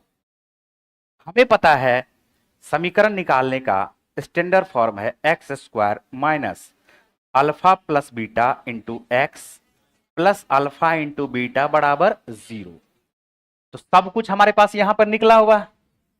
तो x square minus alpha plus beta करोगे, क्या इस दोनों को जोड़ना पड़ेगा क्या? तो 1/2 में से -2 करोगे, आधा में से 2 को घटाओगे तो क्या ये हमारे पास -1.5 आ जाएगा क्या? -1.5 का मतलब -3/2 और इंटू क्या आ जाएगा? ये x। अल्फा इंटू बीटा करोगे, 1/2 को -2 से आपस में गुना करोगे, 2 से 2 कट जाएगा, क्या यहां पर -1 हो जाएगा क्या? अब इस 2 का कोई काम नहीं है, नीचे 2 से दोनों तरफ गुना कर देंगे तो ये आ जाएगा 2x square minus minus plus 3x -2 बराबर क्या आ गया? 0। तो दोनों मूल अलग अलग निकालने का कोई जरूरत नहीं है। आंसर क्या आ जाएगा बताओ? Option number B. जहां दिक्कत हो एक बार फिर से पूछना। शुरू में थोड़ा सा लगता है हार्ड, लेकिन है नहीं, सबसे आसान टॉपिक यही है, द्विघात समीकरण। मूलों का योगफल, मूलों का गुणनफल निकालने आना चाहिए बस।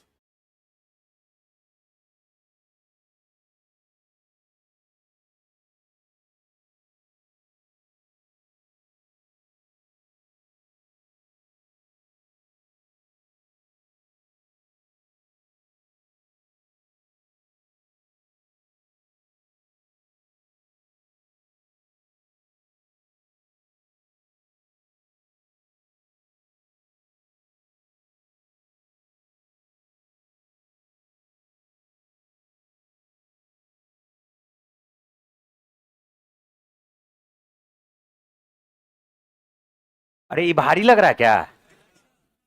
एक मान है a 1/a प्लस 1/b, ये बीटा जो मान है ये क्वेश्चन में बोला है, बोला ऐसा समीकरण निकालिए जिसका एक मूल 1/a प्लस 1/b हो और दूसरा मूल क्या हो? a into B. तो हमने कहा कि इसका जो नया समीकरण हमारा बनने वाला है उसका एक मूल हम लोग अल्फा ले लेते हैं, मान लेते हैं, और दूसरा मूल हम लोग बीटा मान लेते हैं। अल्फा जो है वो असल में किसके बराबर है? 1/a प्लस 1/b के बराबर। बीटा हमारे पास a इंटू बी के बराबर है। 1/a 1/b जब निकालोगे तो यह आएगा a प्लस बी बटे a इंटू बी। अब a प्लस बी का मतलब हो गया इस समीकरण के मूलों का योगफल। बोलो ना जी, a प्लस बी क्या हो गया? इस समीकरण के मूलों का योगफल। और a इंटू बी क्या हो गया? इस समीकरण के मूलों का। तो a प्लस बी बराबर हमारे पास आया -1 और a इंटू बी बराबर है हमारे पास -2। माइनस माइनस कट के क्या हो गया? तो एक मूल जो आया, नया समीकरण जो हमारा बनने वाला है उसका एक मूल क्या आया? 1/2। दूसरा मूल हमें निकालना a इंटू बी है, a इंटू बी यहां से लिख देंगे -2 उठा के, यानी दूसरा जो मूल आया है नया समीकरण का वो क्या आया है? -2। हमने कहा कि लिखते हैं नया समीकरण, x square minus alpha plus beta x into alpha into beta plus alpha into beta बराबर 0। अल्फा प्लस बीटा करोगे यानी दोनों का योगफल, 1/2 माइनस 2 का योगफल माइनस 3/2। अल्फा इंटू बीटा करोगे दोनों को गुना कर दोगे, -2 को 1/2 से गुना करोगे, 2 से 2 कट गया, क्या बच गया -1। 2 से मल्टीप्लाई करने पे हमारे पास ये एक नया समीकरण आ गया। देखो आगे और चलते हैं। नेक्स्ट क्वेश्चन, वह द्विघात समीकरण ज्ञात कीजिए जिसका एक मूल, अगर एक मूल याद रखना, अगर एक मूल हमारे पास 1 + √3 है तो दूसरा जो मूल आएगा वह इसका कंजुगेट आएगा। कंजुगेट क्या आएगा? 1 - √3। ऐसा संख्या लोगे जिससे गुना करने पर यह एक परिमेय संख्या में बदल जाए। तो 1 + √3, 1 माइनस क्या आ जाएगा? √3। √3 प्लस अगर 1 रहता तो यहां क्या ले लेते जल्दी? √3 - 1। 1 + √2 रहता तो यहां क्या ले लेते? √3 + √2 रहता तो यहां क्या ले लेते? √3 - √2। अब देखो समीकरण का फिर से हम लिख रहे हैं, स्टैंडर्ड फॉर्म क्या होगा? X square minus alpha plus beta into x plus alpha into बराबर किसके? 0 के। यहां पर लिखो x square minus alpha plus beta करोगे तो √3 कट गया, क्या बचा? 2x। अल्फा इंटू बीटा करोगे तो a प्लस √3, 1 माइनस √3 आपस में गुना करोगे तो 1 का स्क्वायर माइनस √3 का स्क्वायर 3। 1 के स्क्वायर में से 3 को स्क्वायर को घटाओगे क्या आएगा? -2। अरे बोलो यही आएगा? बात खत्म, यही हो गया हमारा answer. X square minus 2x minus 2 बराबर क्या आ गया? 0 के। आंसर कौन सा आ जाएगा? सी। इसको मल्टीप्लाई करके मतलब ऑप्शन से भी निकाल सकते हैं।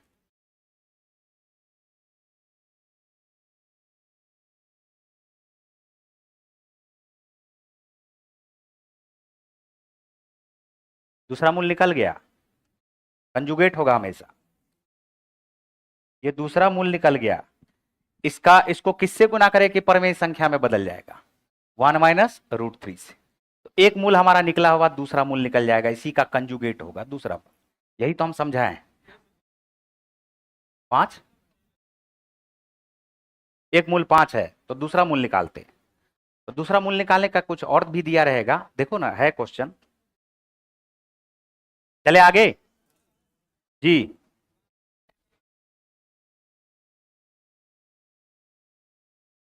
तो 1 + √3 आ जाएगा दूसरा मूल। अरे चले आगे, देखो 5वां सबसे आसान टॉपिक यही है और 1 नंबर क्वेश्चन फिक्स है। क्या बोले, बात ध्यान दे रहे हो? जितना चैप्टर पढ़ा रहे हैं 1 नंबर फिक्स है, सब चैप्टर से। द्विघात समीकरण से 1 क्वेश्चन फिक्स है, हाइट एंड डिस्टेंस पढ़ा है 1 क्वेश्चन फिक्स है।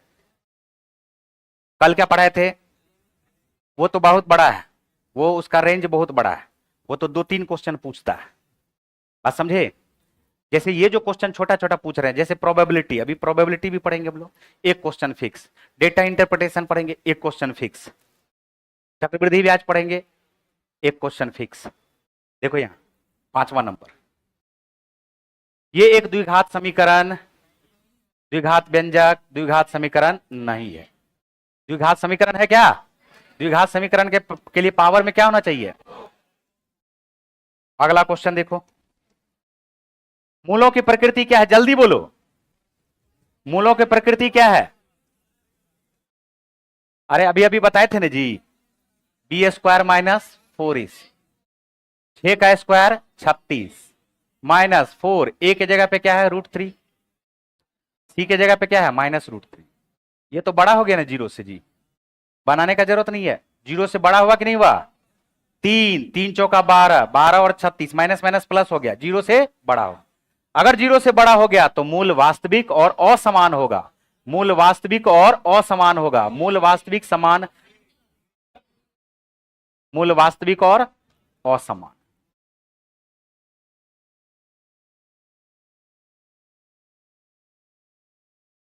क्या?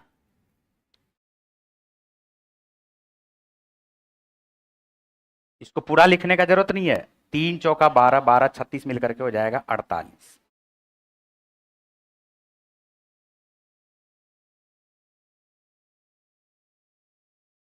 चले आगे,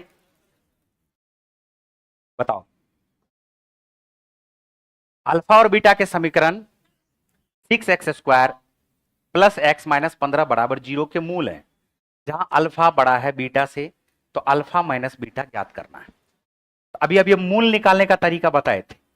6x² प्लस x माइनस क्या है 15, इस दोनों को आपस में गुना करो जल्दी। 15 छाके 90, यही होगा। इसके आगे में कुछ नहीं है तो क्या है, 1 है। क्या 10 में से 9 को घटा के लिख सकते हैं क्या? 10 9 में 90, 10 में से 9 गया 1। ये हुआ पहला स्टेप। दूसरा स्टेप साइन चेंज। तीसरा स्टेप क्या करोगे, कॉफिशिएंट से भाग। कॉफिशिएंट से क्या दोगे, भाग। तो एक मान जो हमारा x का आएगा, जिसको हम लोग अल्फा मानते हैं, अल्फा बीटा से बड़ा है, तो बड़ा यही दिख रहा है हमें, तो ये अल्फा का मान होगा। और ये किसका मान होगा, बीटा का मान होगा। ठीक है, तो बीटा का मान अगर निकालोगे तो ये आ जाएगा, 2 से काटो, 2 पंचे 10, 2 तिया 6। और अल्फा का मान क्या आ जाएगा, 3 तिया 9, 3 दूनी 6। क्वेश्चन पूछ रहा, बताइए अल्फा माइनस बीटा क्या होगा। 3/2 माइनस माइनस 5/3, तो ये आ जाएगा नीचे में 6, 3 तिया 9, 5 दूनी 10, 10 9 19। आंसर क्या आ जाएगा, 19/6।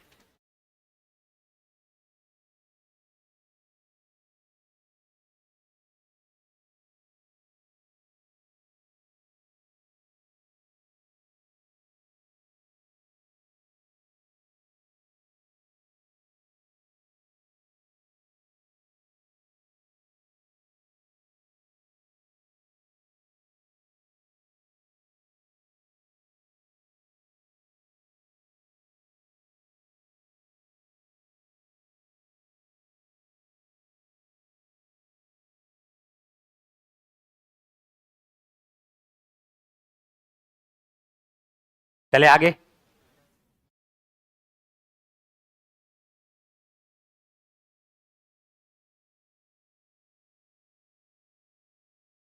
आठवां नंबर देखो। आठवां नंबर है अल्फा और beta x² minus 5x plus 3 बराबर 0 के मूल है। तो द्विघात समीकरण ज्ञात कीजिए जिसके मूल अल्फा स्क्वायर और बीटा स्क्वायर है। फिर से 2 पार्ट में क्वेश्चन है। एक समीकरण हमारे पास दिया हुआ x² माइनस 5x प्लस 3 बराबर क्या है, 0 के। इसका मूल दिया हुआ अल्फा बीटा और इसका मूल दिया हुआ अल्फा बीटा। बोला वैसा समीकरण ज्ञात कीजिए जिसका मूल है अल्फा का स्क्वायर और बीटा का स्क्वायर। हम बोलेंगे x² minus alpha square plus beta square into x plus alpha square into beta square बराबर किसके, 0। ठीक, इसका मूल है अल्फा बीटा और इसका मूल है अल्फा का स्क्वायर और बीटा का स्क्वायर। तो अल्फा बीटा दिया हुआ है, अल्फा स्क्वायर और बीटा स्क्वायर मूल वाला नया समीकरण ज्ञात करना है। तो बताओ हमें क्या सब निकालना पड़ेगा, alpha square plus beta square और alpha square into beta square. कैसे निकलेगा, बोलेंगे अल्फा प्लस बीटा बराबर minus B by A. Minus B by a करोगे तो क्या आएगा, 5। Alpha into beta c by a क्या आएगा, 3। हमारा मकसद है अल्फा का स्क्वायर प्लस बीटा का स्क्वायर निकालना, और हमारा मकसद है अल्फा का स्क्वायर इंटू बीटा का स्क्वायर निकालना। क्या a square plus b square का फार्मूला पता है क्या? तो ए स्क्वायर प्लस बी स्क्वायर का फार्मूला होता है ए प्लस बी का होल स्क्वायर माइनस 2ab।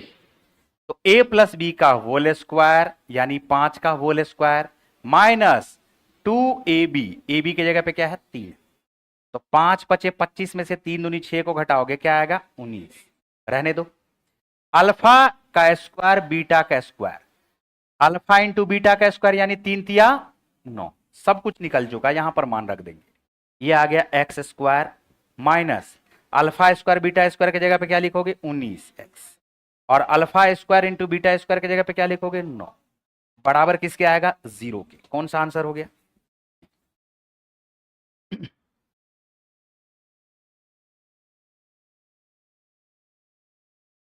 एक दिया हुआ है, एक निकालना है।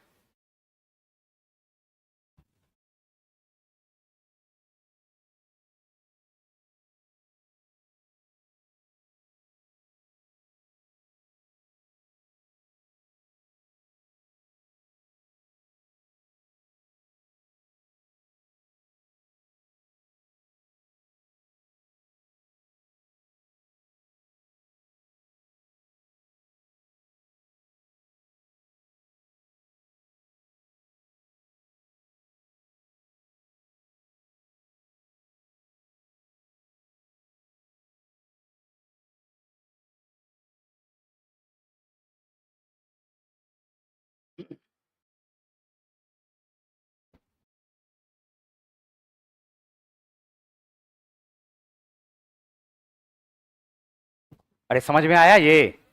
हमने क्या कहा, यहां पर ध्यान दो, इससे रिलेटेड क्वेश्चन। पहला समीकरण है x square minus 5x plus 3 जिसके मूल है अल्फा और बीटा। ऐसा समीकरण ज्ञात कीजिए जिसके मूल है अल्फा स्क्वायर और बीटा स्क्वायर।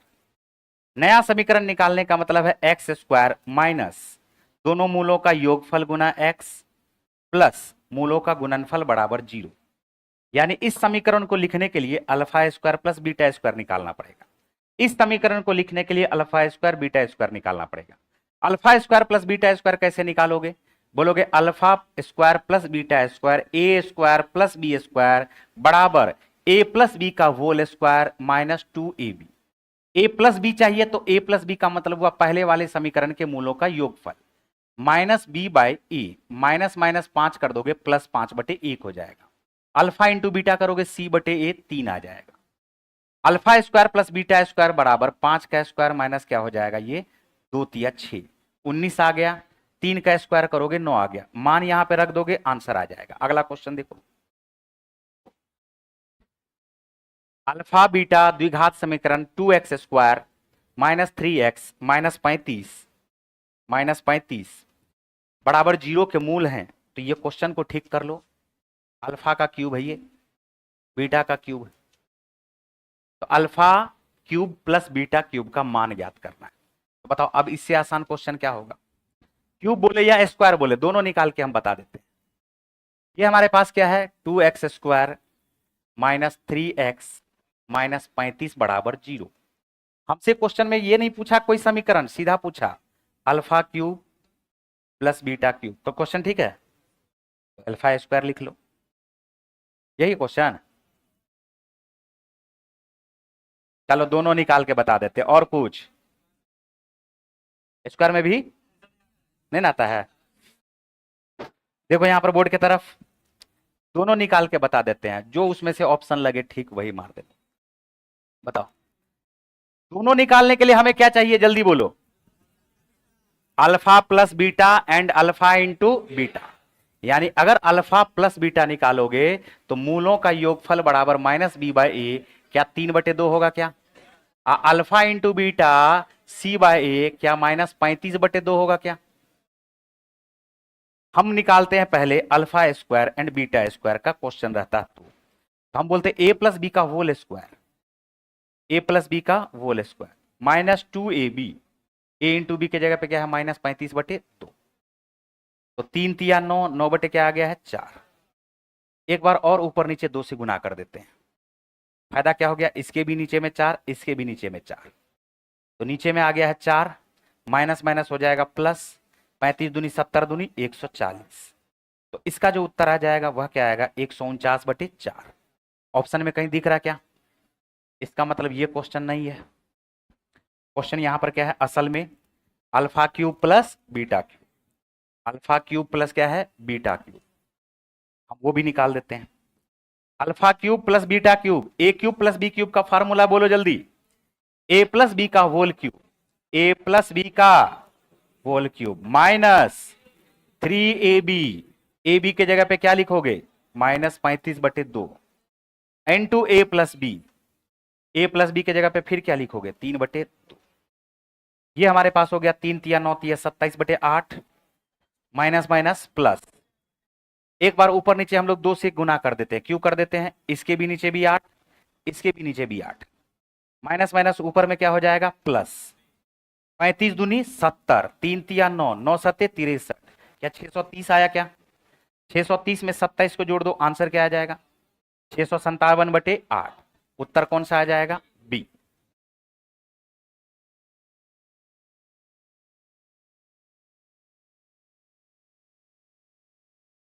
हाँ कर सकते हैं, नहीं आ रहा है इसे। अल्फा का मान निकाले, क्या आया? माइनस 35 दूनी 70 हो गया। आएगा काहे नहीं आएगा? नहीं, कैसे आएगा?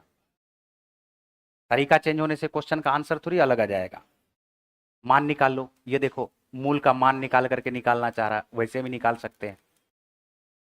35 दूनी हो रहा 70, क्या -10 +7 होगा क्या? -10 में +7 को जोड़ोगे -3 आएगा, गुना करोगे -70 आएगा। साइन कर देंगे चेंज, कॉफिशिएंट से कर देंगे डिवाइड। 5 का क्यूब करोगे, ये 5 आ गया ना, अल्फा का क्यूब 5 का क्यूब करोगे 125, 7 सते 49 सते 100, 343, 343, 343 बटे क्या आ जाएगा ये? हाँ क्या हुआ?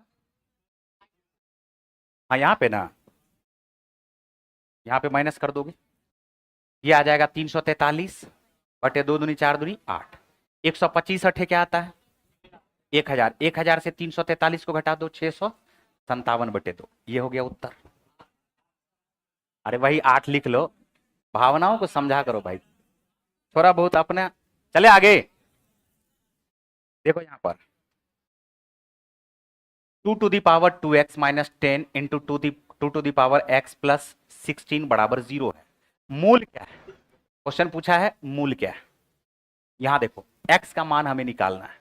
क्या हम लोग इसको ऐसे लिख सकते हैं क्या? 2x पर power 2 minus 10 into 2 to the power x plus 16 बराबर क्या है? 0। हम यहां से इसको a मान सकते हैं क्या? a का स्क्वायर -10a प्लस 16 बराबर 0। लो निकाल लेते हैं, a का मान निकाल लेते हैं। a का मान निकाल लें, ये क्या है? 16, क्या -8 -2 होगा क्या? साइन कर देंगे चेंज, साइन कर दोगे चेंज तो a का मान एगो आया 8 और a का मान एगो क्या आया? 2। a हम लोग किसको माने हुए थे? 2 का पावर x को। a किसको माने हुए थे? 2 का पावर x को। और 8 को क्या लिख सकते? 2 का पावर 3। क्या x का मान 3 आएगा क्या? a किसको माने हुए थे? 2 का पावर x को, और ये 2 का पावर क्या है? 1। बेस बेस बराबर तो पावर भी बराबर। x का मान आ गया 3, x का मान आ गया 1, x का मान आ गया 1, x का मान क्या आ गया? 3।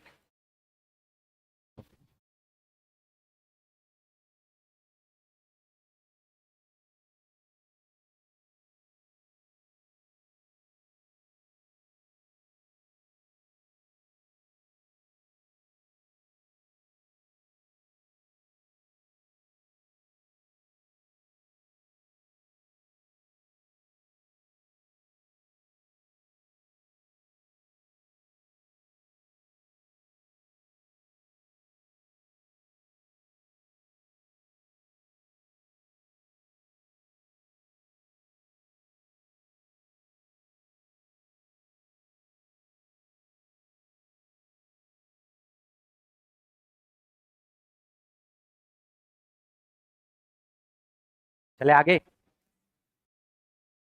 खत्म हो गया। देखो ना अगला शुरू हो जाएगा, चक्रवृद्धि ब्याज। चक्रवृद्धि ब्याज 2-3 क्वेश्चन करवा देते हैं। अरे परसों तक खत्म वो करना है, हैं? परसों नहीं, शुक्रवार तक। ब्याज की गणना 10 मासिक आधार पर करने पर x रुपया की राशि 12% प्रति वार्षिक दर से 2.5 वर्ष में प्राप्त मिश्र धन 50,578 रुपये होती है। तो x का मान ज्ञात करें। देखो कैसे निकालते हैं। चक्रवृद्धि ब्याज सबसे आसान टॉपिक होता है, लेकिन बात पे ध्यान देना पड़ेगा तब। तो रेट ऑफ इंटरेस्ट क्या है? 12%। रेट ऑफ इंटरेस्ट क्या है? 12%। क्या रेट ऑफ इंटरेस्ट अगर 12% है, ये तो 12 महीने के लिए ना है जी, तो 1 महीने के लिए कितना परसेंट? 1%। 1 महीने के लिए, लेकिन क्वेश्चन में बोला है 10 महीने के लिए, तो बताओ 10 महीने के लिए कितना परसेंट? 10 महीने। एक वर्ष, यहां पर जो टाइम दिया हुआ ये 2.5 वर्ष है। कितना वर्ष है? 2.5 वर्ष। एक वर्ष में कितने महीने होते हैं? तो 12 दूनी 24, 6, 30 महीना को 10-10 महीना के दर से क्या बार बोल सकते हैं? 3 को 10 महीना हो गया। कितना 10 महीना हो गया? 3। मिश्रधन हो गया है 50,578। एक्स का मान ज्ञात करें, यानी मूलधन ज्ञात करें। हम यहां पर रेशियो से निकालेंगे इस क्वेश्चन को।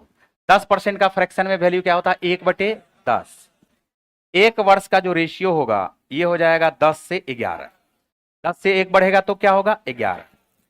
3 वर्ष का जो रेशियो हो जाएगा यह क्या हो जाएगा? बोलोगे सर वर्ष काहे लिख रहे हैं इसको? वर्ष इसलिए लिख रहे हैं कि वर्ष ये बोला है कि 10 महीना का हम एक वर्ष मानेंगे। कितना महीना का? बैंक वाला को जब पैसा जमा करोगे ना तो वो बोलेगा हम 15 महीना को एक वर्ष मानते हैं। तुम सोचोगे हमको तो 12 महीना में पैसा मिलेगा। जैसे जाओगे फिक्स डिपॉजिट करने के लिए, गए 1 लाख रुपया जमा कर दे, 7.2% रेट है, तुम्हें लगा कि 7200 रुपया हमें आज 17 सितंबर को जमा कर रहे हैं और 17 सितंबर 2025 को निकालेंगे तो 7200 रुपया ज्यादा मिलेगा। तब वो तुमको क्या समझाएगा जानते हो? हमारे यहाँ 15 महीना का एक वर्ष होता है, तो 12 महीने के बदले 3 महीना ज्यादा रख लिया हो, नहीं रख लिया। तो ये बोला कि हमारे यहाँ 10। अब जो ये तो हुआ जब हम उसको देने का बारी आया, और जब उसको लेने का बारी आएगा तो बोलेगा मेरे यहाँ 10 महीना का एक वर्ष होता है। उल्टा, तो 10 महीना का एगो कंपाउंडिंग ईयर है, तो 3 को 10 महीना आ गया तो 3 गो ईयर आ गया कंपाउंडिंग। बात समझ में आ रहा है? और जब भी 1 वर्ष का रिलेशन रहे और 3 वर्ष का रिलेशन निकालना हो तो हम क्यूब कर देते हैं। 10 का क्यूब, 11 का क्यूब। ये जो है ये प्रिंसिपल को रिप्रेजेंट करेगा, इसको रिप्रेजेंट करेगा प्रिंसिपल को, ये किसको रिप्रेजेंट करेगा? अमाउंट को, मिश्रधन को। और यही क्वेश्चन में बोला है कि मिश्रधन बराबर है 50,578। 50,578 हमें निकालना है 10 का क्यूब यानी 1000। हम यहां पर 11 से काटना शुरू करेंगे। 11 से काटना शुरू करो, ये 50,578 है, बटे क्या लिखोगे? 11 गुना 11 गुना 11, और गुना किससे कर दोगे? 1000 से। 11 से काटो, बारी बारी से काटो, कोई धरफड़ी नहीं है, आराम से काटो। 11 चौका 44, 11 चौका 44। नहीं कटा क्या जी? ये कैसे हो गया? ओहो 2.5 वर्ष है, 10 महीना नहीं, नहीं देखो रुको। ब्याज की गणना 10 मासिक चक्रवृद्धि आधार पर करने पर x रुपया की राशि 12% के दर से 2.5 वर्ष में प्राप्त मिश्रधन 50,578 है। 11 चौका 44, ये 6 बचेगा। 11 चौका 44 बच गया 6। 11 पचे 55, 11 नवे 99, 11 अठे 88। फिर 11 से काटो, 11 चौका 44, 11 इकाई 11, 11 अठे 88। फिर 11 से काटो, 11 तिया 33, 11 अठे 88। 38 को 1000 से गुना कर दोगे, उत्तर आ जाएगा 38,000। कितना आ जाएगा उत्तर? 38,000। Option number A. ये 10 महीना का है।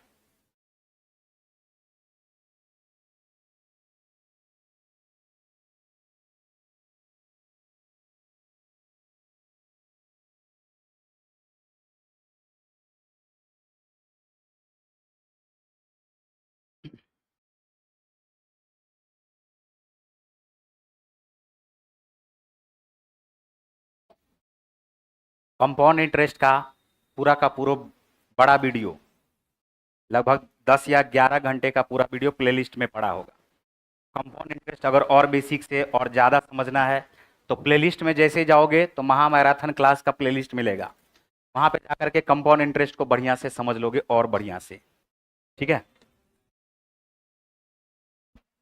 कंपाउंड इंटरेस्ट मिल जाएगा क्वेश्चन, लगभग उसमें 130-135 क्वेश्चन के आसपास करवाए हैं, या ज़्यादा ही ज़्यादा है।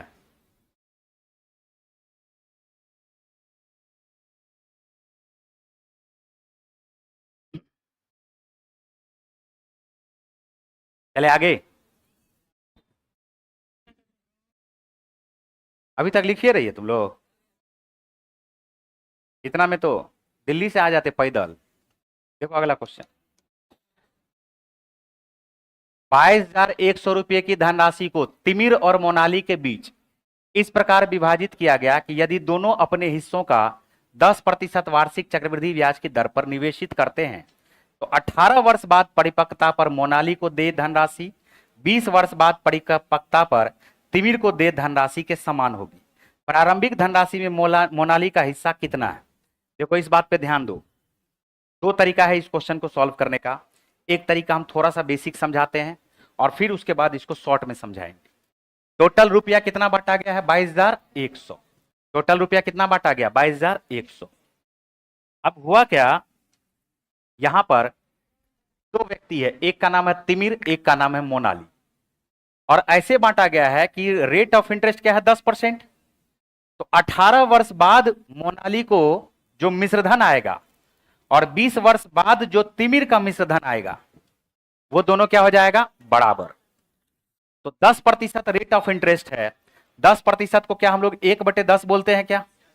और एक में अगर 1/10 को जोड़ दोगे तो क्या 11/10 हो जाएगा क्या? हम इसको पहले बेसिक से बनाते हैं। जैसे मोनाली है, मोनाली को मान के चलो m रुपया मिला, और m रुपया मोनाली को मिला है, और प्रत्येक वर्ष 11/10, 11/10, 11/10, 11/10 लगातार बढ़ता जाएगा, बढ़ता जाएगा, बढ़ता जाएगा। अरे ये समझ रहे हो? ये होता है ना जी, अमाउंट बराबर प्रिंसिपल गुना 1 + r/100⁴ n, यही ना होता है। तो r के जगह पे 10 रखो, 10/100 रखो, आ जाएगा 1/10। एक में जोड़ दोगे तो आ जाएगा 11/10। n का मतलब क्या होगा? पावर n, समय। मोनाली को m रुपया मिला, मोनाली को m रुपया मिला, 11/10 हो गया। कितने वर्ष तक ऐसा होगा? 18 वर्ष तक। तो हम बोलेंगे 11/10, 11/10, 11/10 बढ़ता जाएगा, बढ़ता जाएगा, बढ़ता जाएगा।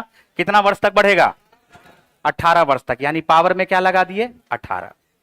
जबकि तिमिर को अगर t रुपया मिलता है तो तिमिर का भी रेट ऑफ इंटरेस्ट तो 10% ही है। एक वर्ष में इसका 11/10 हो जाएगा, लेकिन तिमिर का कितना वर्ष के बाद? 20 वर्ष के बाद जो प्राप्त मिश्रधन होगा, दोनों क्वेश्चन में कहा जा रहा बराबर होगा। दोनों क्वेश्चन में क्या कहा जा रहा है? बराबर होगा। अब मोनाली बटे इस तिमिर को 3 नीचे लिख लो।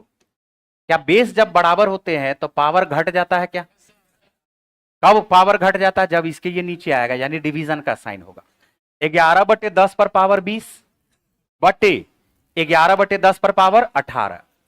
तो इसके बटे में अगर आ गया है तो 20 में से 18 को घटा करके क्या 11/10 पर पावर 2 लिख देंगे क्या?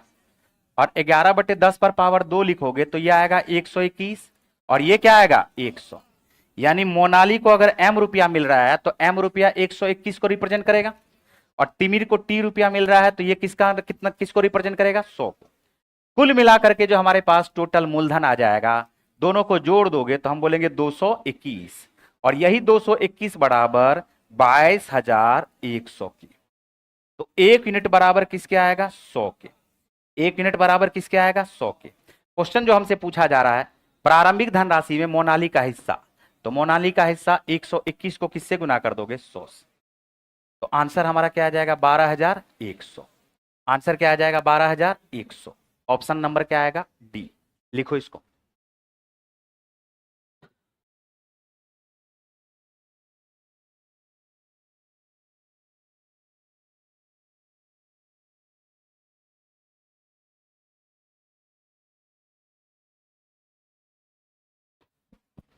बुला लो सर को, बुला लो, रीजनिंग वाले सर को बुला लो। सेकेंड मेथड ये समझ में आ गया? लिखो लिखो जल्दी से। और ये समझ में आया? बिल्कुल बेसिक है ये जो हम अभी बताए हैं, क्या बताए हैं? बिल्कुल बेसिक। और इस क्वेश्चन को इससे भी ज्यादा स्पीड में बनाया जाता है, बेसिक को ही सही ढंग से समझ लिए तो। हो गया? देखो ऐसे सोचो, अगर बोल देता मोनाली का 118 वर्ष के बाद, कितना वर्ष के बाद? 118 वर्ष के बाद, और तिमिर का 120 वर्ष के बाद, तब भी 120 में से 118 घटाते तो कितना आता? तो इसका मतलब 118 120 से मतलब नहीं है, दोनों के अंतर से मतलब है, दोनों के अंतर से मतलब है। ऐसे सोच के चलो, ध्यान से देखो, ये मोनाली है और ये क्या है? तिमिर है। इसको 18 वर्ष के बाद मिलेगा, बैंक देगा, और इसको कितना वर्ष के बाद देगा? तो हमें जो मेन लेना है वो लेना है इस दोनों का अंतर। इस दोनों का अंतर कितना वर्ष है? बोलो 2 वर्ष। अंतर कितना वर्ष है? देखो सीखना है इसको। 1 मिनट सर, 2 वर्ष का यहां पर कितना है, अंतर दिया हुआ है, ध्यान से सुनने का कोशिश करना। रेट ऑफ इंटरेस्ट क्या है, 10%। 10% का फ्रैक्शन में वैल्यू क्या होता है, 1/10। तो हम कहेंगे कि 10 से ये 1 बढ़ करके क्या होगा, 11। लेकिन 2 वर्ष में 10 का स्क्वायर से क्या हो जाएगा, 11 का स्क्वायर, यानी 100 से 121। अब यहां पर सोचना यह है कि 121 किसको दें और 100 किसको दें। बैंक वाला जिसका पैसा ज्यादा दिन रखेगा हम उसको कम पैसा देंगे, हम उसको क्या देंगे, और बैंक वाला जिसका पैसा कम दिन रखेगा हम उसको ज्यादा पैसा देंगे। जिसका बैंक वाला ज्यादा रखा तो बढ़ा के देगा ना जी, और हम उसको अगर कम दिए हुए रहेंगे तब बढ़ेगा इधर, इधर एक को ज्यादा दिए हुए इधर कमेगा, तो दोनों जुट जुट करके सेम हो जाएगा क्या। तो यहां पर बैंक वाला 18 वर्ष तक रखा किसका पैसा, मोनाली का, तो हम किसको देंगे ज्यादा, हम देंगे मोनाली को ज्यादा। मोनाली को ज्यादा देंगे, 100 और 121 में किसको ज्यादा दिए, मोनाली को। कम किसको देंगे हम, तिमिर को, क्योंकि बैंक वाला इसका ज्यादा दिन तक पैसा रखा।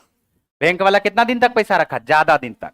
तो जिसका बैंक वाला ज्यादा दिन तक पैसा रखेगा हम उसको कम पैसा देंगे, जिसका बैंक वाला कम दिन तक पैसा रखेगा हम उसको ज्यादा पैसा देंगे, और इसी रेशियो में पैसा बांटेंगे।